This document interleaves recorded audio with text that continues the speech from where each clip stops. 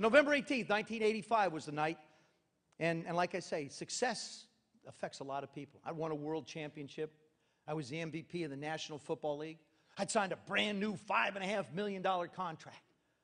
I didn't need anybody. You know why? I was a star. I was good. No, you know what? I take that back. I was great. I loved me so much. I really did. But you know what I became? I became the single most despicable, egotistical maniac to walk the face of this earth because I didn't need anybody. So I thought. November 18th, 1985. Good Lord works in mysterious ways, many mysterious ways, ways we don't even know. But the reason why I know the good Lord entered my life, and that was not a tragedy that happened to me, it was a blessing. Because I remember everything that happened that night, never went into shock. I can close my eyes today and I can see the room around me.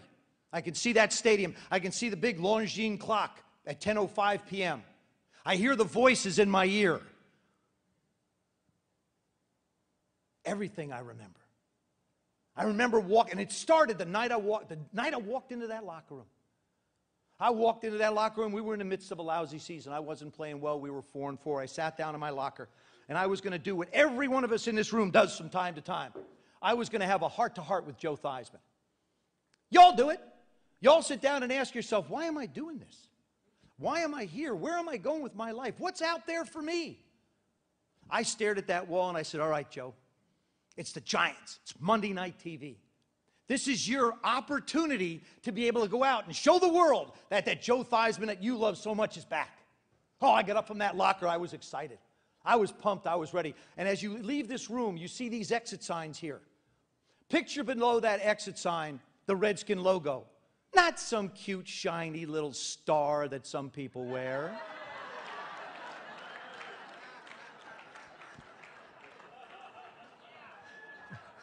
Picture that Redskin logo. For 12 years as the quarterback of the Redskins, I'm a superstitious person, I'll tell you right now. For 12 years as the quarterback of the Redskins, I used to run out of that locker room, hit that logo, and never said a word.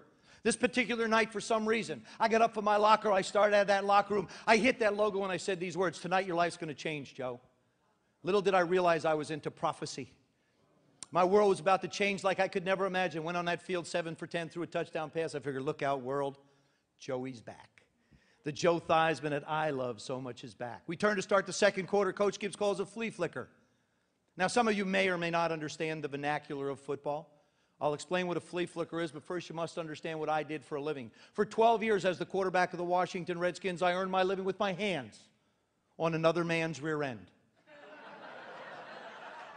Now, that doesn't look very good on resumes until you apply for management positions.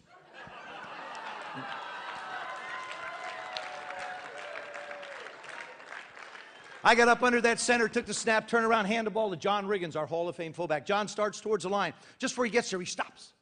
Should have fooled the Giants thinking it was a run. They should all be up here trying to tackle John. He turns around, pitches the ball back to me. I catch it, look down the field for what should be a wide open receiver. He's covered. I looked to my right for my safety valve. He was covered. Then I felt a little pressure coming from the left side, so I slid a little bit more to the right. All of a sudden, a gentleman by the name of Lawrence Taylor grabbed my left shoulder. I swung around. He wouldn't let go. And his LT came around his right leg, caught my right leg between the knee and the ankle. And right off my left shoulder, right where the big money speaker boot camp sign is. That was a commercial, quick one.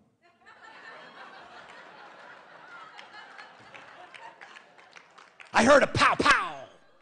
Sound like 2 muzzled gunshots, but actually it was my right leg breaking. I had a compound fracture in my lower right leg. Later on the field, seemed like an eternity. It was only 5 minutes. From the knee down, my leg went completely numb. As I opened my eyes, standing above me was Bill Parcells, the then coach of the Giants. Bill's looking down at me going, Joe, I'm sorry. I'm going, Bill, so am I. Joe Gibbs comes running out and kneels down, looks at my eyes. He says, Joe, for 6 years we've been together. Joe, you've meant so much to this football team. Joe, this is a heck of a mess you've left me in. I said, I'm sorry. Within 5 minutes of breaking my leg, I've seen 2 people. I've apologized to both of them. Then they start to wheel me out of that stadium, and 55,000 people stood up and gave this selfish man an ovation like he'd never heard before in his life. 55,000 people said thank you to someone who thought he needed absolutely no one. And ladies and gentlemen, I tell you this, you cannot, will not, nor ever hope to be a true success in life if you think you're doing it by yourself.